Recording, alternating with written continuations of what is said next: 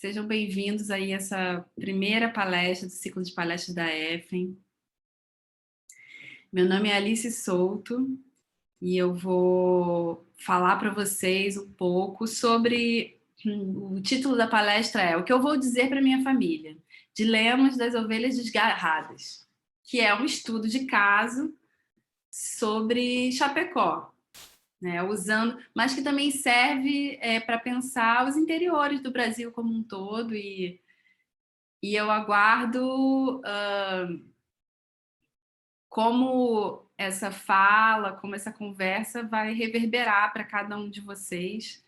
Esse é um trabalho novo, porque, né, tantos anos aí na clínica haitiana, eu já tenho as minhas palestras, que eu sei que funciona, eu falo de saúde, de sexualidade, falo da clínica, mas é sempre bom poder também começar um trabalho novo, né, um assunto novo, desenvolver de uma forma diferente, né? Então essa é um pouco a minha proposta aqui hoje com vocês. E aí estou muito aberta também a, né, quem quiser fazer alguma intervenção, fazer algum comentário, vai ser importante depois os feedbacks, né? Bom, o tema não tem como deixar de unir as pessoas, porque família todo mundo tem, né? Todo mundo vem de uma família e muitas vezes a gente tem uma sensação de inadequação. Família de origem. No entanto, a gente não consegue simplesmente romper com essas relações, né? Se fala muito sobre família tóxica, até a colega a Ana Paula Grivet tem também um trabalho, um artigo, uma palestra que ela também já deu, falando sobre as famílias narcisistas. O título do artigo dela é o Clube dos Filhos Desnaturados. Eu acho que é isso, tem lá no nosso site da EFEM, vale a pena dar uma conferida. Fala-se muito sobre as famílias narcisistas. Só que a gente não consegue simplesmente deixar de lado a nossa família, porque são relações que nos constituem. E essa discussão hoje eu estou buscando partir um pouco mais do tema da psicologia política, muito embasada, né, no livro Psicologia de Massas do Fascismo, do Reich, inspirada também nas aulas da professora Mirella Mirella Rocha, que foi professora convidada no nosso curso de Psicologia Política e está concluindo aí a formação dela com a gente, né? E a Mirella tem um trabalho muito bonito sobre as relações raciais, e eu acho que também entra no tema da família, como não? Então, é um pouco sobre isso hoje. E eu pensei assim, partir um pouco, primeiro partir da criança, né? E do fato de que quando a gente é criança, a gente não consegue fazer muitos questionamentos sobre a família na qual a gente está inserido. A gente simplesmente aceita essa família e não se questiona muito. No entanto, assim, com o desenvolvimento, muitos de nós começamos a nos questionar, assim, será que tem alguma coisa errada com a minha família? Ou será que tem alguma coisa errada comigo? Coisa errada com a família ou é comigo? Será que eu pertenço a essa família mesmo? Aí tem aquelas imaginações infantis, não, eu acho que eu fui achado no lata do lixo, acho que eu fui adotado. Muitos de nós passamos por isso, né? E eu, nesse novo modelo de palestra também, eu acho importante trazer alguns dados biográficos, né? Então, eu queria trazer para vocês, começando, assim, um pouco da minha história nesse momento de família, né? Uma vivência pessoal minha. Quando eu tinha ali uns 14 anos de idade, eu morava em Santiago, no Chile, por conta do trabalho do meu pai, que é militar. E a gente vivia um momento assim, a primeira vez que a família havia saído do Brasil. A gente sempre se mudou muito, mas essa saída do Brasil foi a primeira vez e foi um momento assim muito auspicioso para a família do ponto de vista material, porque meu pai estava ganhando muito bem, e a gente não foi com a família completa, fui só eu e minha irmã, ficaram 2 irmãos que já eram mais velhos. E aí eu lembro, nesse momento, assim, um dia no almoço e tal, que em determinado momento meu pai chora. Meu pai começa a desabar e trazendo algumas questões de família para a gente, e aí ele diz assim: bom, vocês devem estar muito impressionados de me ver chorando. Era eu e minha irmã, né? Então ele estava falando com a gente, eu, minha irmã e minha mãe. Vocês devem estar muito impressionados de me ver chorando, porque vocês nunca me viram chorar e vocês sempre acharam que eu era o esteio dessa família, mas na verdade quem dá todo o suporte afetivo, quem dá o suporte da família é a sua mãe. E aí nesse momento, né, o meu pai chorava porque ele tinha recém-descoberto, ele e a minha mãe tinham descoberto, minha mãe tinha muitas enxaquecas e tal, eles foram fazendo check-ups e descobriram ali uma cicatriz, uma bolha, bem no meio do cérebro da minha mãe. Ninguém sabia o que era aquilo, eles ficaram escondendo esse diagnóstico e não aguentavam mais essa pressão, né? Haviam outros fatores também, mas assim, para a palestra o que importa é isso, basicamente. Então, meu pai estava lidando com a informação de que a qualquer momento minha mãe podia morrer por causa daquilo ali, né? E evidentemente uma situação extremamente estressante, mas o que eu acho interessante pensar foi o que eu pensei nesse momento, nessa fala do meu pai. Eu pensei assim, não, eu não estou impressionada. Aliás, eu nunca achei que você fosse forte. Assim, meu pai estava muito assim, preocupado com o que a gente achar. E aí eu estava assim, não, mas eu sempre soube que era a minha mãe que dava a liga nessa família, que sustentava essa família. Então, eu acho interessante assim, que isso eu não tinha feito terapia ainda, né? Eu tinha 14 anos, mas alguma coisa dentro de mim, e eu aposto que, com as pessoas que estão me ouvindo também, em algumas circunstâncias, né? Alguma coisa diz assim, não, essa família não é o que aparenta ser.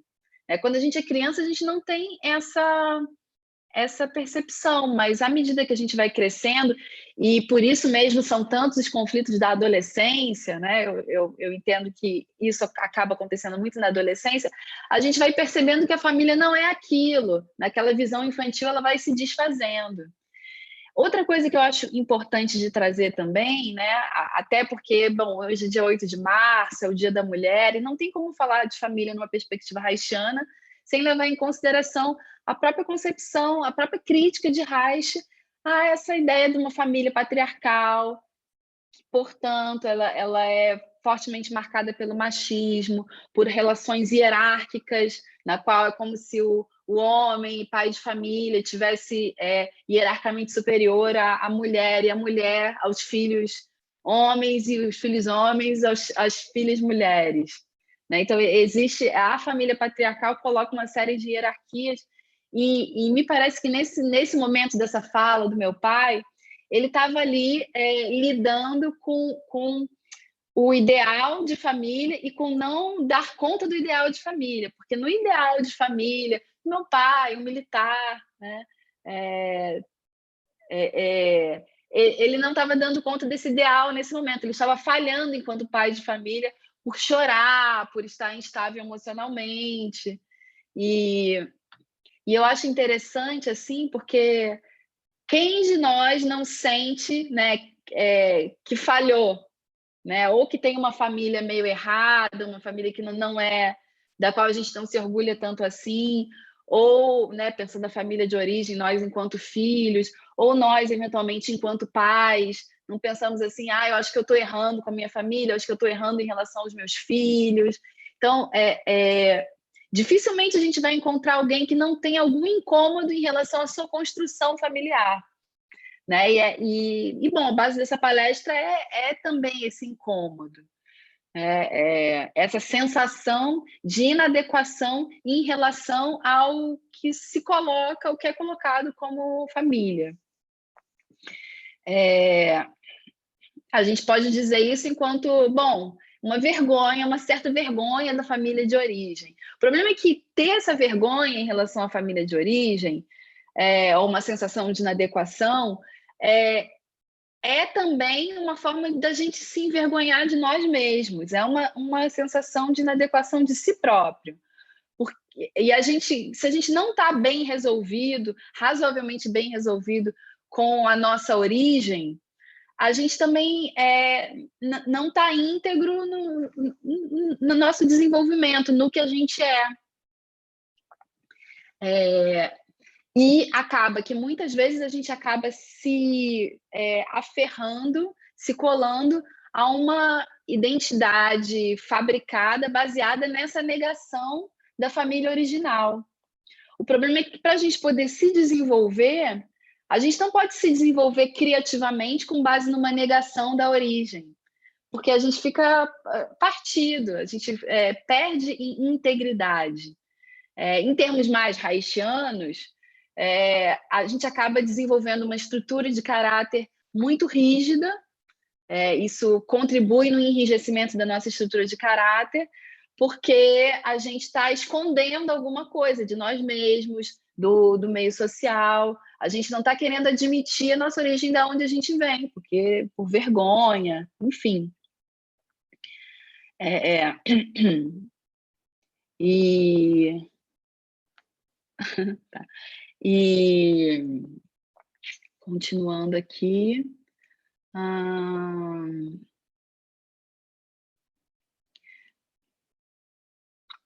Bom, e à medida que essa criança vai crescendo, né, na relação com a sua família, com o meio social, tem também a relação da família com o meio social.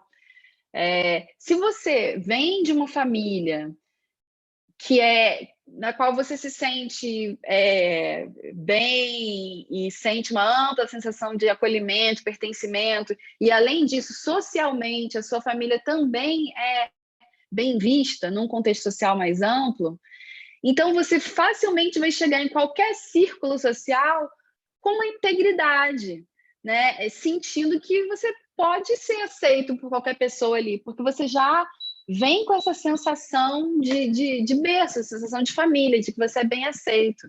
Você tem uma identidade íntegra, genuína, positiva, original, que te permite desenvolver a sua própria originalidade. No entanto, o que a gente percebe mais frequentemente é um apego exagerado à família original. Porque também a gente está falando de uma sensação de inadequação e de vergonha da família, mas tem um monte de gente por aí também que tem muito orgulho da minha família, que vai narrar essa história da família como uma história heróica. Mas a gente também pode perceber problemas num apego exagerado à família original, porque esse apego ele vai te dificultar se desenvolver criativamente, originalmente, desenvolver a sua própria singularidade. O Rudy, né, o diretor aqui da nossa clínica, aqui todo mundo conhece o Rudy, né, mas como está gravando, então é importante dizer, né? Então o Rudy Reale, diretor da clínica, né, ele sempre vem com alguns exemplos para a gente. Um exemplo que ele trouxe, que eu nunca me esqueço, é essa história de uma paciente que chegou para ele e acho que foi numa entrevista inicial, falando, eu sou fulano, você conhece os fulano de tal? Então, eu sou dessa família, não sei o quê. E aí ele havia perguntado sobre ela e ela começou imediatamente a falar sobre a família. E aí ele fez uma intervenção assim meio brusca, do tipo que eu acho que ele não faz mais hoje em dia, que falou, não, mas aqui você não é filha de ninguém, aqui você é só você. E que ela começou a chorar. Isso pegou bastante para a pessoa, né? Ou seja, já tinha um problema ali, ele só teve essa sensibilidade de trazer à tona esse problema, né? Acho que ele falou alguma coisa como, não, aqui você não vai se esconder atrás da sua família, aqui eu quero saber de você, não de quem você é filha, né? Quantas vezes a gente não se esconde, né, atrás da nossa família? Eu acho que eu vou rapidinho só mandar o link aqui para uma pessoa que está me pedindo, gente. Desculpa interromper.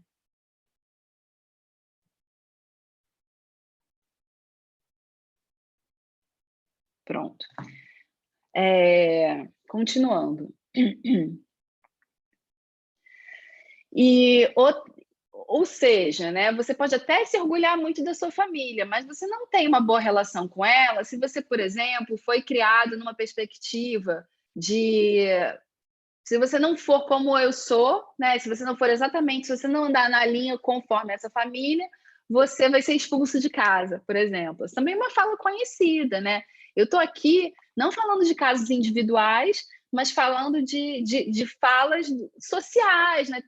Se eu não ouvi isso dentro de casa, eu já ouvi da casa de alguém. Essa ameaça de ser expulso da família, ser expulso de casa.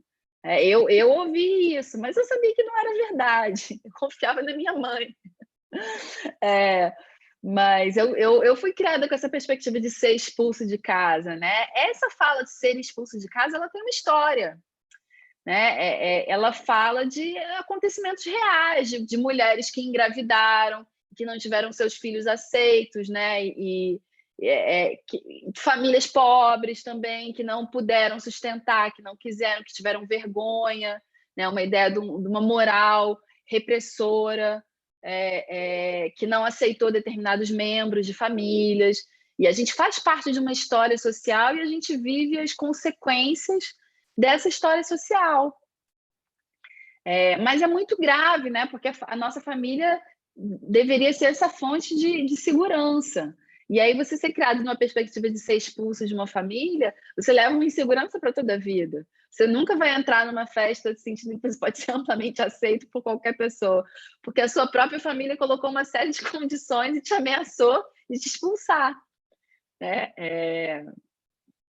Então, isso já vai falando, né? Essa simples ideia de ser expulso de casa, já fala de uma família extremamente opressora.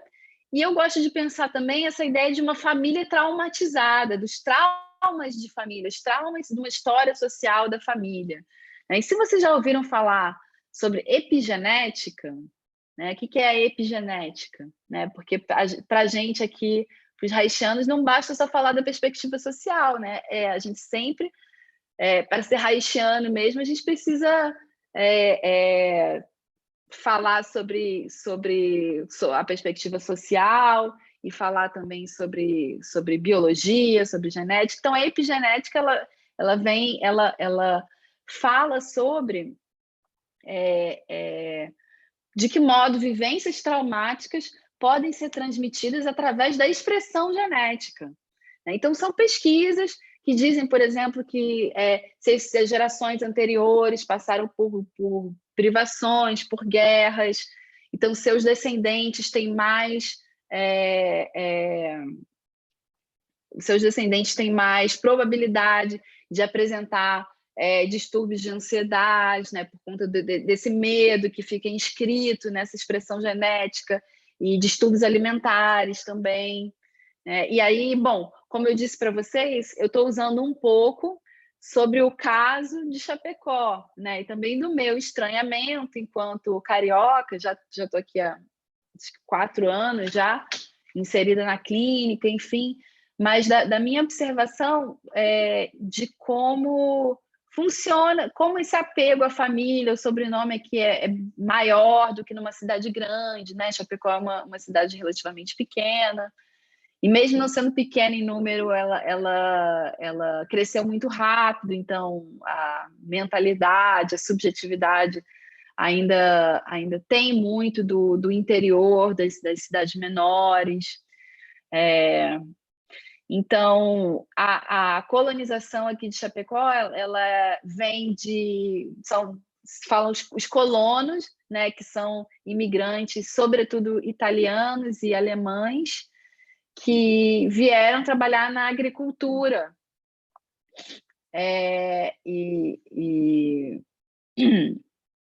E vieram justamente para fugir da fome, fugir da guerra. Né? Então, falando dessas famílias traumatizadas, dessa epigenética, está tudo aqui no DNA do povo daqui, e não só daqui, né? Mas eu estou falando, nesse momento, usando o caso específico. Então, nessa perspectiva, né, de uma lógica de guerra, de famílias traumatizadas de guerra que transmitem, de algum modo, esses traumas na epigenética, na expressão biológica dos seus descendentes, a gente pode falar de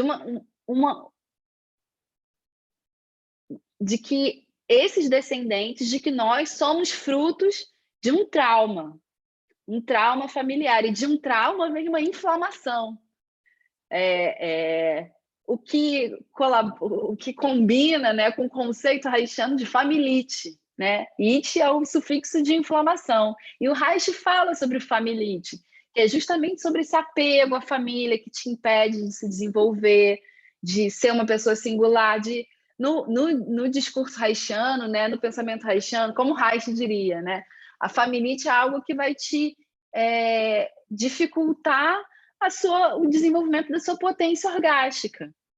Porque se a gente está muito apegado nas relações parentais, familiares, a gente é puxado para uma relação infantil oral, para dependência emocional, para as relações de dependência, para estar esperando do outro, né? Como que eu vou ser aceito? Então, daí também vem o título da palestra, o que eu vou dizer para minha família, dessa preocupação exagerada, apegada rígida com a opinião dessa família original e desse meio social especificamente. Tudo isso nos impede de desenvolver esse senso de criação que está relacionado ao nível pélvico, à potência orgástica, a nós como adultos maduros.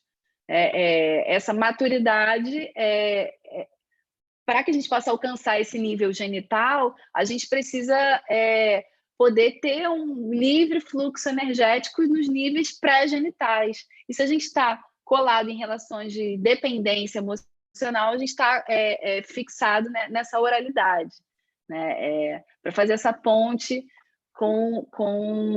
né, na linguagem haitiana. E, bom, mas voltando aqui para o caso chapecoense, para essas famílias traumatizadas, essas famílias vindas da Europa, mas numa situação de fome, de guerra, com uma promessa de encontrar um território onde eles poderiam, né, sobreviver e se desenvolver. Acontece que, como em diversas regiões do Brasil, né, Chapecó é apenas um estudo de caso para essa palestra específica, nem todos esses territórios estavam vazios, né? Havia outras famílias nesse território, né? Mas famílias que não estão muito bem representadas na nossa história regular, né? Havia os povos originários, aqui em Chapecó, sobretudo os Caingangue, mas também outras etnias. Então, essa família, esse modelo de família tradicional, o que se entende por família, basicamente depende nesse caso, do extermínio de outras famílias. Algumas famílias sobrevivem e outras não. E esses descendentes, eles vêm também marcados por essa história sangrenta, né? Não todas as famílias, mas assim, muitas, né? Sobretudo essas famílias originárias, esses colonizadores, eles, enfim, é uma história sangrenta. E por falar em família e território, né? Eu estava preparando essa palestra. A preparação da palestra, para mim, ela envolve muitas conversas, né? Eu começo a conversar dos assuntos com diferentes pessoas. Eu estava até pedi permissão. Tem um amigo que se chama Bruno Cuiabano. Ele é terapeuta também, mas não é haitiano. Ele é esquizoanalista. E aí a gente estava brincando que o sobrenome dele é Cuiabano mesmo, apesar de que ele não foi criado em Cuiabá. Mas, assim, cuiabano, por que cuiabano? O que são os cuiabanos em Cuiabá? São como os Bertazzo em Chapecó. São as famílias, o sobrenome que já indica os fundadores da cidade. E isso eu acho interessante para ilustrar uma determinada relação entre família, nome e território, né? Inclusive aqui em Chapecó, até meio piada, assim, meio estereótipo, mas assim, nos mais interiores, não só Chapecó, na verdade, quando eu digo Chapecó, preciso incluir, porque Chapecó é uma cidade que recebe muitas cidades dos arredores, né? Mais interiores ainda, né? Então, nos interiores se pergunta até hoje, assim, mas de que gente tu é? De que gente tu é? Não sei dizer. Com sotaque, né? Perguntando assim, a pessoa quer saber o sobrenome para poder entender, então esse sobrenome, para poder rastrear a ascendência. E então, nos interiores, em geral, esse é um valor, né? O sobrenome. E uma coisa que eu percebi também, quando eu fiz uma viagem ali para Rondônia, né? Visitei algumas comunidades ribeirinhas, né? Lá fala beiradeiras. Aí eu fui sozinha, né? Eu fui fazer uma viagem e fui mais para o interior, uma parte da viagem eu fui sozinha. E uma coisa que me chamou muita atenção foi que me perguntavam: mas quantos irmãos você tem? O que o seu pai e a sua mãe fazem? Perguntas assim muito pessoais, perguntas sobre a minha família, mas perguntas assim que até que os meus amigos do Rio de Janeiro talvez nunca tivessem me feito. Mas nos interiores, as pessoas tinham muito interesse em saber assim como era a minha família de origem, dados específicos sobre a minha família de origem, como se isso fosse necessário para poder travar o mínimo de diálogo. Eu preciso saber quem você é. Então, a gente vive numa sociedade que está sempre escaneando as relações e querendo saber mais de onde você é, não necessariamente pelo seu sobrenome. Você é casado? Você é solteiro? Você tem filho? Você tem irmãos? E quanto mais nos interiores, me parece que esse é um valor maior, isso vai se tornando mais importante. Só um minutinho. Outra imagem que me vem assim, isso foi até com o Fernando que está aqui. Fernando, bota a cara aí, Fernando. Que, né, caminhando, um homem e uma mulher caminhando numa região litorânea. Não, Fernando Henrique, não é você, eu me referi a outro Fernando, mas pode ficar com a tela aberta, que é bom também, tá? Falando do Fernando Nicknisch, porque o Fernando Nicknisch é daqui, desses alemão de Chapecó, né? Então é um exemplar e eu converso muito com o Fernando também, sabe? Fernando quiser fazer alguma comentário, tá aberto, né? Só tirar o áudio e falar, ou levantar a mãozinha assim, eu acho que eu consigo ver, tá bom? Todos ficar abertos para diálogo, tá? Mas então, a gente na nossa viagem ali que a gente fez, Fernando, ali para o litoral, né? Aí a gente está caminhando assim, então as pessoas dos bares, né, querendo chamar o cliente. Como que chama o cliente? Vira e fala assim, casal, né? Se tivesse uma criança, família, senta aqui, vem almoçar, né? Por que se faz isso? Porque é uma forma de criar uma intimidade. Você chamar de casal, você chamar de família, não importa se não é, se é namorado, se é amigo, mas existe alguma coisa nas nossas relações sociais que se você puxa para a família, se você chama de irmão, mano, mana, brother, né? É uma forma de puxar uma intimidade e se for para vender alguma coisa, para chamar o cliente, vai ser uma estratégia também. Tão forte, por que eu estou dando esses exemplos? Né? Tão forte, tem mais uma pessoa guardando. Tão forte é esse poder, né, da família e como isso é usado, né, na nossa sociedade. No entanto, esse sobrenome, então voltando para o sobrenome, voltando para os Bertazzo, voltando para os cuiabanos em Cuiabá, né? No entanto, esse sobrenome ele está ligado a um determinado território. Se você tem sobrenome Bertazzo no Rio de Janeiro, ninguém está nem aí para você, é só um sobrenome engraçadinho, a não sei que você tenha muito dinheiro, mas aí é outro assunto, né? Aliás, então uma pessoa ela pode se sentir com muito pertencimento, com muita pertença numa cidade pequena, porque tem um determinado sobrenome, porque ali é conhecido, esse é fulano, filho de ciclano e tal, mas ir para uma cidade grande, por exemplo, e, pelo contrário, seu sobrenome, sua origem, seu sotaque é motivo de piada, né?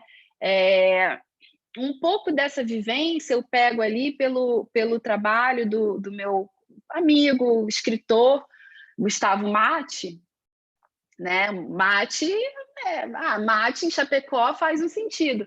Mate em Porto Alegre, não necessariamente, né? Depois eu vou pedir para ele assistir a palestra. Mas, bom, eu sinto assim que palestra também é para puxar uns fios e trazer algumas referências, né? Então, o Gustavo Matti, ele tem um ensaio, que ele até fez um relançamento, eu anotei o nome que eu sempre me confundo. Assim, é o Menos Tropical Ainda, Debates Subtropicalistas. A discussão dele vai mais para um campo cultural, né? Não é dentro do âmbito da psicologia, mas ele comenta sobre a vivência dele, que é uma vivência extremamente comum de sair de Chapecó e ir numa cidade grande com uma determinada expectativa de que, enfim, de que seria... Aí teria que perguntar para ele qual era a expectativa dele, né? Mas com alguma expectativa e sentir que, enfim, que a pessoa eventualmente que sai de Chapecó para estudar, sai de uma ideia do longe de tudo. Então, quem vive nos interiores, talvez aí nas vivências de vocês, nos pacientes de vocês, nas pessoas que vocês conhecem, possam visualizar isso. As pessoas que vivem nos interiores geralmente têm essa sensação de aqui não tem nada, aqui é longe de tudo. Eu posso falar disso porque apesar de eu não ser de um interior, eu sou de uma periferia, e eu na Ilha do Governador, eu também tinha essa sensação de que aquilo ali, que a vida não tinha começado ainda enquanto eu estivesse na Ilha do Governador, que a vida só começaria quando eu saísse de lá. E para mim essa passagem se fez com a ida para a universidade, né, para a Universidade Federal, não, desculpa, depois foi a Federal. Meu primeiro é a FRJ, Federal do Rio de Janeiro e depois Fluminense. Mas, enfim, e aí nos escritos ali, nesse ensaio do Gustavo Matti, ele fala sobre isso, de não ter essa sensação de não encontrar o que ele esperava em Porto Alegre e de fazer um retorno para Chapecó, não vindo morar em Chapecó, mas com esse ensaio que fala sobre Chapecó. E eu cito esse ensaio do Gustavo porque ele foi muito importante para mim, na minha chegada em Chapecó, ter contato com essa discussão, que aí fica para vocês lerem o ensaio, para vocês, quem tiver interesse, né? Mas, por exemplo, um conceito aí que o Gustavo traz, que eu acho que é super pertinente para o campo da psicologia, ele fala sobre a estética do talo. O que é a tal estética do talo, né? Uma mania de juntar o talinho da couve para fazer uma outra coisa, sempre aproveitar tudo de comida. Aqui em Chapecó também tem muitos esqueci, as compotas ali, tem conserva, palmito em conserva, tudo em fazer conserva de um monte de coisa. Você vai numa casa dessas do interior, num sítio, vai ter um monte de conserva. Por quê? Porque essa é uma herança cultural dessas famílias ligadas à agricultura de subsistência, na qual existia de fato uma escassez de alimento. Então, de algum modo, subjetivamente, é transmitida uma sensação de escassez constante, e isso é o que o Gustavo fala. Por isso ele fala sobre essa estética do tal, uma mania de juntar, de não querer desperdiçar nada, de reaproveitar tudo. E isso, para mim, foi muito importante na minha inserção na clínica, com os pacientes dessa região aqui, perceber. Também tem uma série de outras discussões, né, que não dá tempo de abarcar tudo numa mesma palestra, mas fala muito sobre uma relação de escassez com o tempo, relacionada à cultura do trabalho, e também fala muito sobre isso. E coincide com essa compreensão de que existe alguma coisa que vai sendo herdada, que vai sendo transmitida através de gerações. Mais um aspecto que me fez entender também a minha vivência como uma carioca, porque, enfim, acho que é um dado também importante. Eu chegando em Chapecó, as pessoas me entendem rapidamente como alguém, eu venho de uma cidade grande.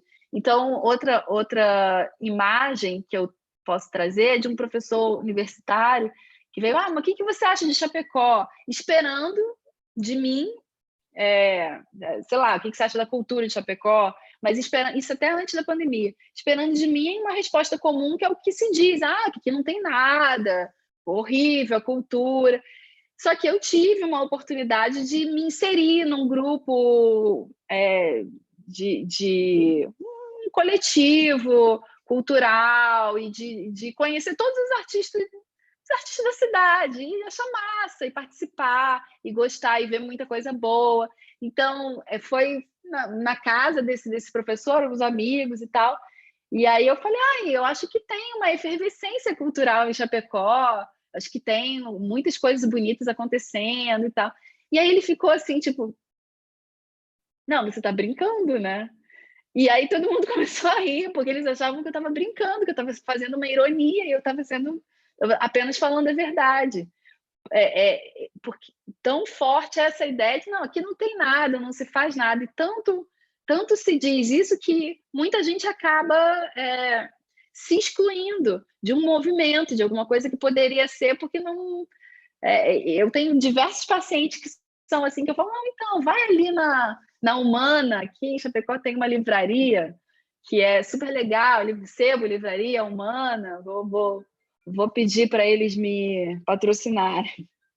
Estou fazendo propaganda. Mas vai conhecer alguma coisa, né? Porque senão fica um discurso repetitivo de que não tem, de que é o longe de tudo, que não tem nada. E por que eu falo isso? O que isso tem a ver com a psicologia? O que isso tem a ver com a clínica? É que se você fica reiterando esse discurso que o lugar da sua origem... Deixa eu desligar aqui meu celular, gente. Que o lugar da sua origem é o longe de tudo, que não tem nada. Você também está falando de você. É aquela mesma história da vergonha da família. Você não consegue dizer que a sua família não presta, porque você faz parte daquilo. E isso tem consequências, né? Subjetivas, consequências, no mínimo, na tua segurança, na tua criação de identidade, de subjetividade. Mas uma coisa, fazendo uma virada aqui nessa conversa, que outro amigo, escritor, também chapecoense, me trouxe, não sei se ele está aqui, o Rodrigo Adriano Machado está presente. Tem 2 Rodrigo, um eu sei que é da F, mas enfim, se ele estiver aí, dá um oi. Que aí o que o Rodrigo falou, que eu achei muito importante, foi... que o Rodrigo é muito amigo do Gustavo Mati, ambos são escritores de Chapecó, o Gustavo está em Porto Alegre, o Rodrigo foi para São Paulo, já mora lá há bastante tempo. Mas aí o Rodrigo fala assim, não, mas eu não me sinto assim, especialmente excluído em São Paulo, não, como o Gustavo se sente especialmente excluído em Porto Alegre. E aí, por que o Rodrigo falou isso? Bom, o Rodrigo não está aí para falar não, né? Tá, tudo bem. Eu chamei ele e pedi para ele dar o depoimento. Mas, enfim. Mas tem uma diferença entre o Rodrigo e o Gustavo. O Rodrigo é negro e caboclo, acho que se diria assim. Então, no discurso do Rodrigo, ele diz, olha, eu nunca me senti pertencente e incluído em Chapecó. Chapecó é uma cidade muito branca, muito racista. Então, quando eu fui para São Paulo, para mim era a mesma coisa. Não tive não tive nenhuma sensação de exclusão específica. E esse é um ponto muito importante para a gente compreender justamente esse ressentimento que muitas vezes toma conta dessa relação entre família, território, sensação de exclusão, pertencimento. Mais especificamente, essa relação entre conservadorismo, pátria, família, Deus. Para isso, né? Deus eu nem especifiquei muito, mas é muito fácil para a gente entender que se você tem uma sensação de exclusão, de não pertencimento, muito... Ah, o Rodrigo está aqui. Então, Rodrigo, você não quer falar um pouco sobre isso? Oi? Ou escreve aí, tá? Eu acho que é um assunto também importante. Se você tem todo esse complexo, essa sensação de não pertencimento, e alguém vira para você e fala, olha, se você fizer parte dessa comunidade, você vai ser filho de Deus, né? Você se torna irmão nosso. Isso é extremamente tentador, né? E facilitador. Isso é um discurso reichiano também. Reich, no estudo dos discursos de Hitler, no livro Psicologia de Massas do Fascismo, ele destaca, né, que era a pátria mãe, Alemanha, e o Hitler como um grande pai, né? Então, nessa época da ascensão do nazismo, né, o discurso nazista ele vinha também como uma ideia de pertencimento, de família, e jogando um inimigo comum. E o outro é o outro. Tem a nossa família e tem aqueles que não são família, que não são gente, que por isso podem ser exterminados.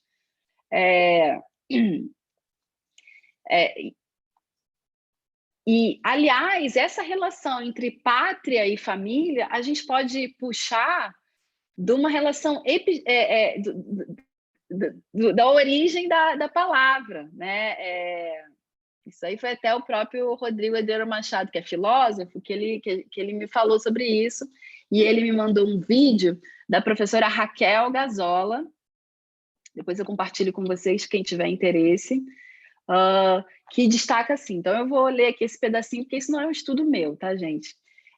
Do grego, família, pátria e família têm uma mesma origem comum, que é o termo fatria, ela fala fatria, que vem desse grego arcaico que une a identidade da pessoa pelo nome. O nome guarda o ser de cada um. Então, essa família que dá uma identidade, mas não a família no sentido convencional, a família no sentido de clã, de tribo. É a fatria, lugar de engendramento de um homem e do seu espelhamento. Nessa perspectiva, não há um corte entre o eu e o outro. A minha fatria sou eu e eu sou a minha fatria. Porque nessa noção grega arcaica não existe a noção do indivíduo, não existe a ideia do indivíduo. Ter um nome significa o pertencimento a um lugar como pessoa livre. E é o que te diferencia de ser um escravo, né? O escravo, ele sofre um esvaziamento da identidade. E o escravo não tem pátria. O que me leva a refletir sobre a diferença entre os negros escravizados e os imigrantes alemães e italianos. Porque os imigrantes, eles tiveram direito ao seu nome, à manutenção do seu nome. Aliás, o que é, aliás, um grande orgulho para a maioria dos descendentes de italianos e alemães desse lugar e de muitos outros lugares. Eu tenho sangue, eu sou desse jeito, porque eu tenho sangue. Eu falo alto porque eu tenho sangue italiano, eu gosto de negociar porque eu tenho sangue, a descendência libanesa, né? É um orgulho poder falar da sua descendência, até uma justificativa, eu sou assim por causa da minha descendência, né? Enfim. Mas os descendentes da diáspora africana, por outro lado, eles perderam seu nome, e quando houve a libertação, eles foram obrigados a assumir o nome do Senhor, assumir justamente o nome daquela família enfim, infligiu todas as torturas possíveis aí dentro da escravidão, né? O que é um debate muito importante para a gente na clínica, né? Peraí, tem mais uma pessoa para entrar, Luciana. O que é um debate imprescindível para a gente na clínica, e é um trabalho que nós estamos fazendo já mencionei a professora Mirella, né, que está desenvolvendo isso aqui junto com a EFEM, e estamos com essa discussão. Gosto muito, acho muito importante e imprescindível para a clínica a gente compreender, né, que existe assim, no campo da psicologia e sobretudo assim, do que se entende por psicologia, que está muito ligado à psicanálise, todo mundo entende que você vai chegar na terapia e você vai falar da sua família, né? Vai falar de pai, vai falar de mãe, mas eu acho importante a gente trazer à tona também a história da família, né? Um pouco sobre isso a nossa palestra de hoje. A família não começa com pai e mãe de uma tábula rasa da história de pai e mãe individual. A família tem uma história social. E um corpo negro, ele tem uma história diferente de um corpo branco.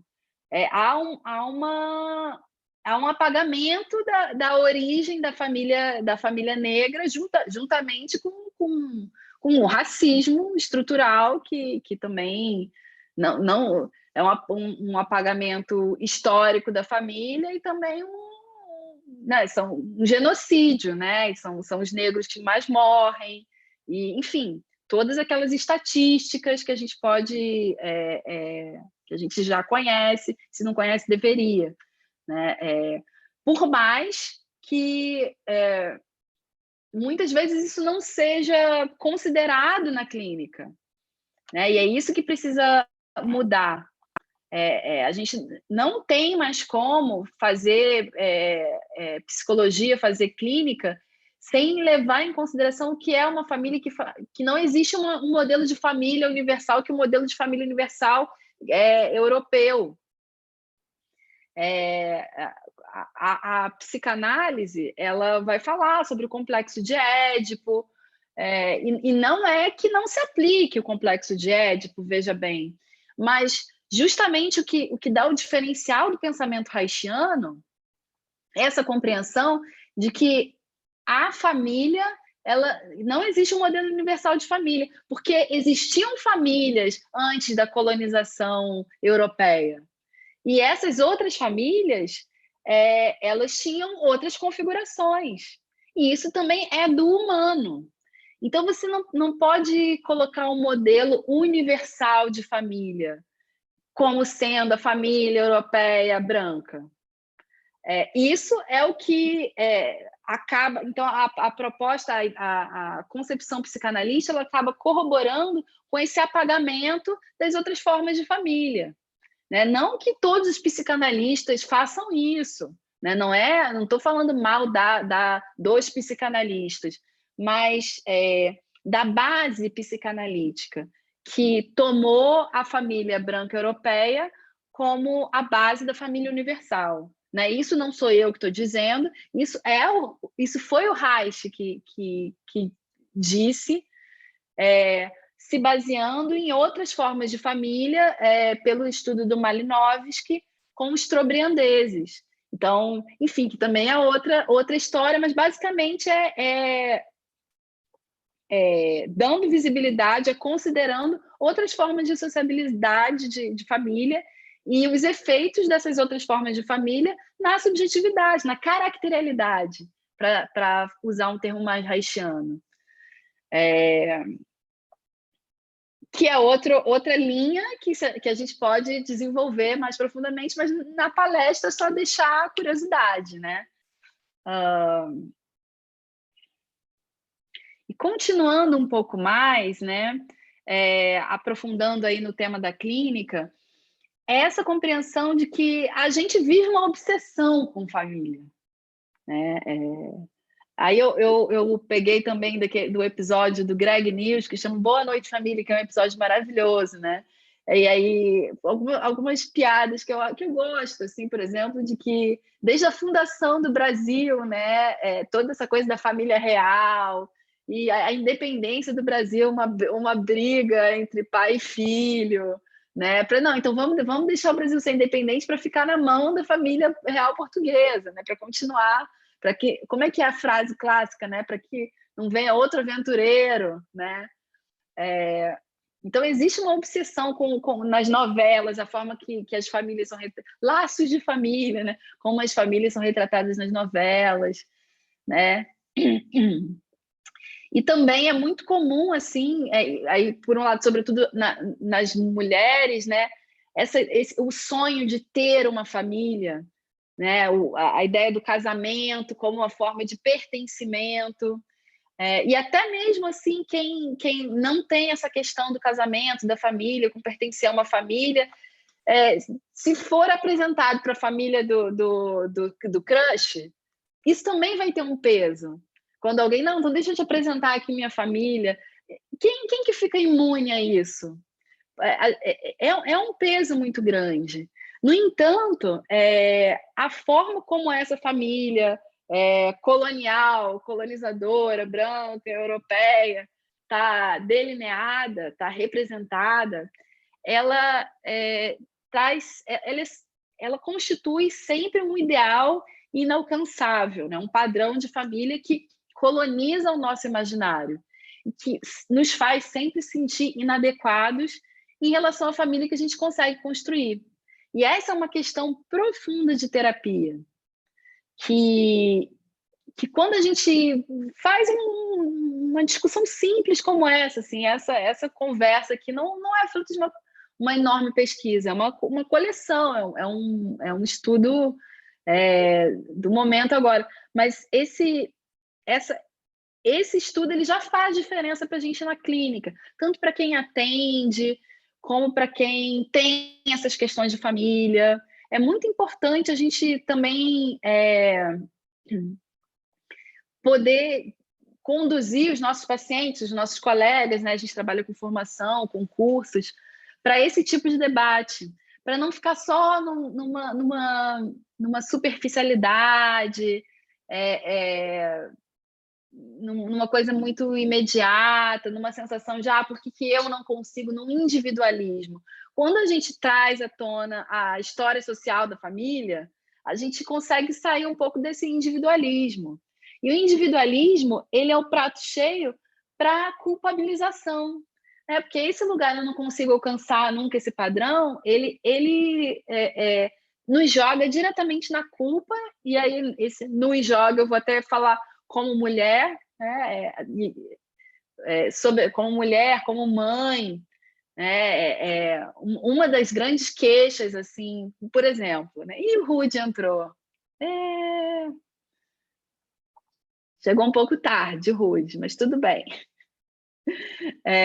Então, mais uma história, né? Assim que eu entrei para a faculdade de psicologia, eu lembro que a minha mãe falou assim: pronto, agora ela está estudando psicologia, agora vai dizer que tudo é culpa da mãe, né? Porque quando eu comecei a estudar psicologia, eu comecei a confrontar algumas questões da minha família, né? E aí eu fiquei com essa fala da minha mãe. E, de fato, né, se a clínica se torna um espaço para simplesmente acolher uma fala que acaba se repetindo, que é essa fala comum, assim, eu sou carente porque eu acho que a minha mãe não me amou o suficiente, eu me cobro exageradamente porque eu recebia muitas críticas quando eu era pequeno, eu tenho dificuldade de me expressar porque eu era muito reprimido na minha infância, porque os meus pais, porque a minha mãe, porque o meu pai. Claro que isso tudo é importante, isso tudo tem que ser falado, evidentemente, né, gente? O que eu estou dizendo é que a clínica não deve ser um espaço de reiterar esse discurso de que eu sou assim por causa do meu pai e da minha mãe. Isso chega um determinado momento, assim, claro que isso precisa ser esgotado, mas chega um momento que isso precisa se transformar, porque senão a clínica acaba sendo um lugar só de reiterar esses processos de culpabilização. Então, na nossa técnica haitiana, usando, por exemplo, a análise do caráter, chega um momento, né? Isso o Rudy me ensinou muito a fazer, né? Chega um momento que, bom, mas que idade que você tem? Você vai reclamar do seu pai, da sua mãe para a vida toda? Sabe, assim, o psicólogo, o terapeuta haitiano, ele não pode, assim, só ficar ouvindo, né? Ele precisa, tecnicamente, né, gerar algum movimento, e não só esse lugar de pai e mãe, pai e mãe, pai e mãe, que é muitas vezes o que a psicanálise clássica acaba jogando a pessoa, está sempre falando do pai e da mãe. A perspectiva haitiana, ela busca interromper essas lógicas muito lineares, muito repetitivas, para criar outras lógicas, que não ficam repetindo só essa culpabilização e esse individualismo. Para concluir, também trazendo dado histórico, assim, dado biográfico, histórico e biográfico, né? Uma coisa que me ajudou muito no meu processo em relação à minha própria família, primeiro foi a terapia haitiana, evidentemente, né? Mas algo que me ajudou, para eu chegar aqui em Chapecó com esse olhar de identificar Chapecó com a Ilha do Governador, né, com a minha periferia, e encontrar coisas que me interessam, coisas que eu gosto, culturalmente, por exemplo, é porque eu já tive na minha história, no pós... enfim, como eu dizia, né, retomando, da Ilha do Governador, eu fui... eventualmente, eu fui morar ali na Glória, na zona sul do Rio, e quando eu cheguei na faculdade de psicologia, eu me sentia profundamente excluída, porque eu percebia que os alunos da faculdade, todos, assim, geralmente, eles moravam ali perto, eles já tinham uns assuntos que eu não tinha muito acesso, de vivências culturais, de ir em museu, em determinados cinemas que não tinha no meu bairro, que era 2 ônibus de distância, né? Então, nem todo mundo é do Rio. Então, a Ilha do Governador, em relação à faculdade de psicologia, são 2 horas, 1h40, 2 ônibus, né? 2 ônibus para ir, 2 ônibus para voltar. Não era uma coisa simples. Então, a pessoa periférica, e aí a minha entrada na faculdade, ela foi antes até do governo Lula, né? Assim, foi durante, mas assim, antes dessa política que aumentou o acesso às faculdades públicas. Então, eu ainda peguei uma faculdade assim, bastante elitista, da qual eu, evidentemente, me sentia bastante excluída, e as pessoas combinavam de ir na praia no sábado, só que havia o privilégio de abrir a janela, tá sol, vou à praia, só que eu estava 2 ônibus de distância, então eu ficava excluída do rolê porque eu não tinha onde cair. Né? Então, essa sensação de exclusão eu tinha, só que ao longo do meu percurso, eu fui tendo contato com outros discursos, com outras narrativas, de pessoas tão periféricas como eu, ou mais, não falando da minha cidade, não da minha experiência, mas de outras experiências com a qual eu pude me identificar. No meu caso, especificamente, isso se deu através da música, né? Mas de que música? A música, o forró, né? A narrativa do nordestino, do samba, da poesia periférica. E aí, nesse meio, eu tive a oportunidade de, assim, encontrar um pouco o meu caminho e me identificar. Tem uma escritora, uma amiga, né, que também é escritora.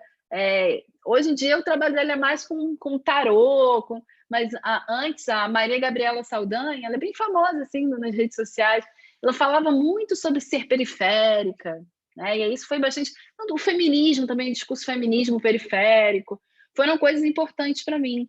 Ou seja, a gente, pela diversidade, não por alguém que tivesse o meu sobrenome, né? Mas por pessoas diferentes de mim, que fizeram esse retorno, como o próprio Gustavo Mate fez, né, de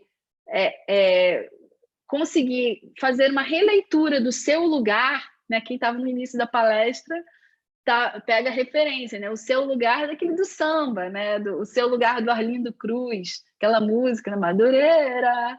Então, que é um grande exemplo, né? De um grande sambista assim, que faz essa leitura do seu lugar, um lugar periférico, Madureira, que faz referências às coisas de Madureira, que quem não é de Madureira não entende, mas entende. A gente entende do que ele está falando, de algum modo, não por conhecer aquilo, mas porque aquilo ali eu leio como um distintivo de algo que também tem na minha periferia com outro nome, de um outro jeito. Esse processo de valorização da origem, no meu caso, a origem pela arte, pela cultura periférica, ele teve uma função psicológica extremamente importante na minha vida. E por isso também que eu estou fazendo essa palestra, esse estudo inédito, né? Que não é, como eu disse até no início, não é uma palestra que eu costumo fazer sempre. Eu estou pela primeira vez experimentando isso, né? São reflexões recentes. E eu ia trazer também para vocês uma pesquisa, mas eu vi que eu não vou conseguir compartilhar. Vai ficar para uma próxima vez. Eu acho que a gente pode fechar hoje aqui com isso, né? Com essa compreensão de que a valorização do seu lugar, da sua origem, ela tem efeitos importantíssimos, né, do ponto de vista psicológico. A gente não consegue simplesmente negar o lugar de onde a gente vem sem sérias consequências no nosso desenvolvimento.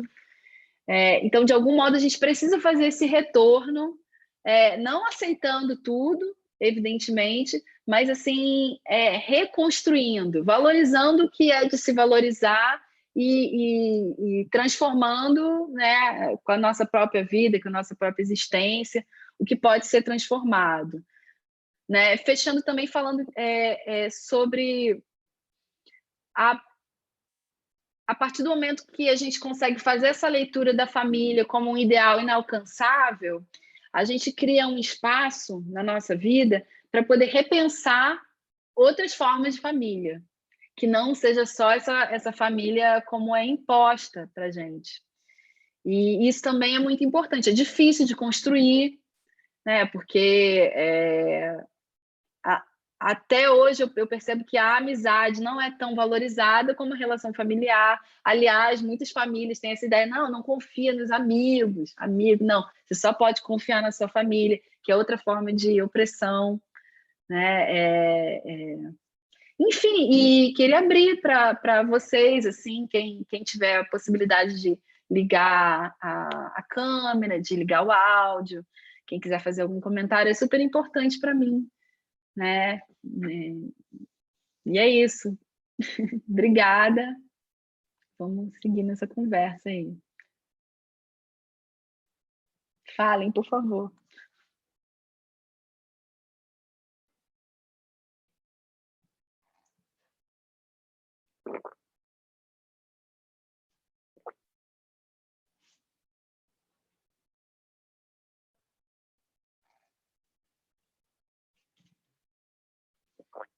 Sem questionamento e sem perguntas, gente. Vocês vão fazer isso comigo? Alice? Oi, Alice, Glória. Boa noite. Eu tenho. Eu estou tentando ligar o vídeo, mas eu não sei se eu vou conseguir. Enquanto isso, eu vou te falar uma coisa que me ocorreu em algum momento que você estava falando. Tribos, eu já ouvi falar, tá? Isso eu não li, não. Eu ouvi falar que em tribos, assim, acho que a pessoa que me falou em tribos indígenas, que também existia essa punição em forma de exclusão. Então, quando você fala dessa... você pode ser expulso de casa. Então, assim, claro que você está dentro da perspectiva de família, Reich, mas eu pensei, assim, por um momento, como que isso pode ser anterior a esse momento, sabe? Da família, da formação da família. Uhum. É isso que eu queria te falar. Deixa eu ver se eu... Não, perfeito, Glória. Eu acho que falar de outras formas, né, de família, de anteriores a essa família branca, europeia, como é a família padrão, não significa que seja uma família ideal, não significa que não haja também exclusão e formas de punição. Até no próprio Malinowski, né, A Vida Sexual dos Selvagens, é um livro grosso, assim, que a gente não trabalha com essa ideia idílica, né, de que antigamente os povos originários aí que a vida era boa, os sobriandeses eram maravilhosos.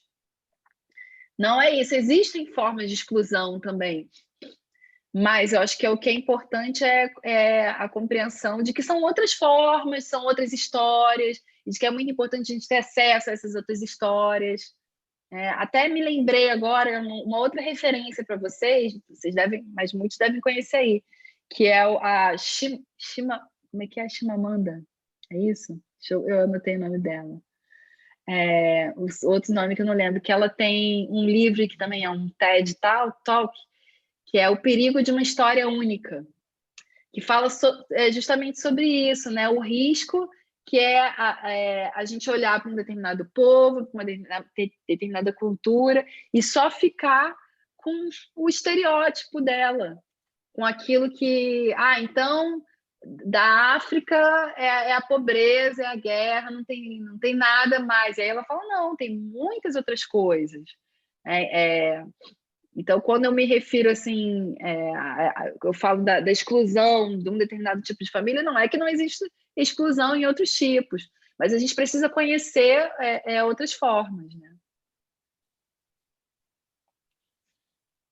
Agora a Glória apareceu. Obrigada.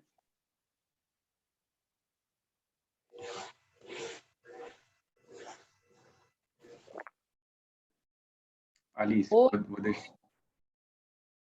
Boa noite. Fernando. Tem Fernando e Rejane. Fala, Rejane. Vamos deixar a Rejane primeiro. Tá. Parabéns, muito bom. Já sigo você no Instagram, vejo seus vídeos maravilhosos. Obrigada. E você falou da epigenética e me ficou uma curiosidade, né?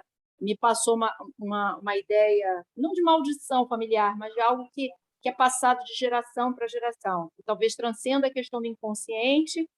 E como é que poderia ser feito esse trabalho do corpo, o trabalho reichiano, não sei se você pode dar um bisu sobre isso, nessa questão da marca epigenética da família, né? Essa coisa que é passada de geração para geração.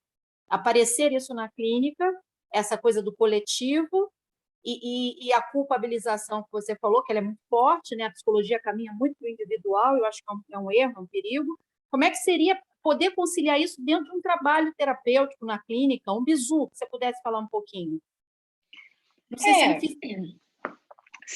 Sim. Eu acho que ter essa consciência, então, o terapeuta formado com essa consciência e que possa transmitir isso verbalmente para o paciente já faz muita diferença, mas a técnica reichiana com as práticas corporais, com os actings, elas já atuam diretamente no corpo, nos padrões energéticos. Então, elas são uma outra abordagem, uma outra forma de lidar com as questões, né? Então, se a gente está falando, por exemplo, de uma sensação de falta, de carência profunda, de escassez, vamos falar do padrão da escassez, por exemplo, né? Numa perspectiva psicanalítica freudiana clássica, ou lacaniana, pode haver uma ideia de uma falta constituinte do sujeito, isso pode ficar meio assim. Na perspectiva reichiana, a gente pode dizer, olha, essa falta pode ter a ver com traumas, com situações familiares mais antigas, né? A epigenética, com a vida intrauterina, com o parto, coisas assim para além da linguagem. Você não vai ter lembrança, diz assim, olha, você não vai ter memória disso, você não vai conseguir se lembrar e vai curar pela palavra. Mas a gente tem práticas corporais que permitem entrar profundamente nos sentimentos e nas sensações e atualizar esses sentimentos e sensações. Olha, mas aqui não está faltando nada, eu estou sentindo essa falta, essa angústia, mas eu estou olhando para a minha vida, estou me sentindo seguro, então eu posso lidar com isso. E a pessoa vai desenvolvendo, vai conseguindo superar mesmo, sabe? Talvez, assim, eu não posso dizer assim que para uma pessoa profundamente, com uma profunda depressão antiga, né, que vai resolver plenamente, mas a pessoa vai aprender a lidar e a conviver com a sua depressão, com o seu sentimento de falta, de escassez cotidianamente, e fala, não, mas isso não está aqui agora, no atual, eu vou viver o aqui agora, eu vou viver o atual, e a pessoa fica bem, né? Perfeito. Por aí, um pouco. Obrigada. Bom, é bastante coisa, né? Mas você falou de muita coisa, né? E acho que o que mais me impressiona sempre é os escravizados não terem descendentes, não terem sobrenome de origem, sabe? E não saber exatamente, um italiano sabe exatamente qual cidade que ele veio, né? Um português, um espanhol, um alemão. O Fernando Nicknish vem de Nicknish, né? Não é uma cidade? Não sei. Nicknish? Não te escuto, Fernando. Mas fala, Rodrigo, desculpa. Não, Nicknish é Niterói? Tô brincando. É quase isso. Agora se ouve? Uhum. É isso aí. É uma cidade, mas não é de lá que a minha família veio, mas exatamente. Entendi. Mas fala, Rodrigo. Então, a gente não te vê, tá, Rodrigo? Tem uma coisa que peraí, tá falando. aqui, peraí. Pronto. Isso, e é muito, muito forte isso, impactante, e é até hoje, né? É que nem, eu fico pensando assim, que nem os desaparecidos da ditadura, é até hoje, estão desaparecidos até hoje. Não é que aconteceu lá, eles estão aparecidos até hoje não encontraram vários, né? Isso reflete na vida das pessoas hoje, né? E aí, assim, eu fico muito assim, como é que não sabe o nome, né? Como é que tiraram o nome da pessoa, a origem? No máximo, você pode saber que é da Nigéria, talvez da região, que é Urubá, você sabe a religião, você sabe alguma coisa, né? Mas isso é muito cruel, eu acho. E sei lá, e tem uma história de que o grande Rui Barbosa queimou alguns registros, grande entre aspas, é grande em uma parte, mas né, em outra uma bosta, né? Queimou vários registros de escravizados, de onde vieram e né, de por onde passaram, que eram e sei lá, e você vê filmes, né, de hoje em dia, 12 anos, aquele 12 anos de escravidão também fala disso e etc, etc. Eu acho assim terrível, uma marca terrível e assim na clínica, como que vocês trabalham? Como trabalhar isso na clínica é incrível e terrível, né, ao mesmo tempo. E outra coisa que a Glória trouxe, eu achei bem interessante também, que o próprio Malinowski, não sei se nesse livro ou em outro, e o Reich cita isso, duas ilhas vizinhas, uma muito desencoraçada, vamos dizer assim, muito livre, quer dizer, sexo com responsabilidade, né? Acho que não é assim, não é. Mas tem regras, mas sei lá, é mais livre, menos neurótica. E outra, uma ilha vizinha totalmente neurótica, com peste emocional, com um monte de coisa. E uma ilha também de, vamos dizer assim, de povos originários da região. Era isso. Obrigado. Exatamente, né, Rodrigo? E a diferença entre essas duas ilhas, né, os Trobriandeses e os Amplet, eram a família, a forma das relações familiares, que numa tinha liberdade sexual, e na outra tinha o casamento compulsório, e era mais modelo europeu, que tem a ver com território também. É outra coisa que a gente poderia falar, né? Essa ideia do casamento tem a ver com uma forma de não dividir a riqueza, né? De manter a riqueza nas mãos de determinadas famílias. Então, está tudo interligado.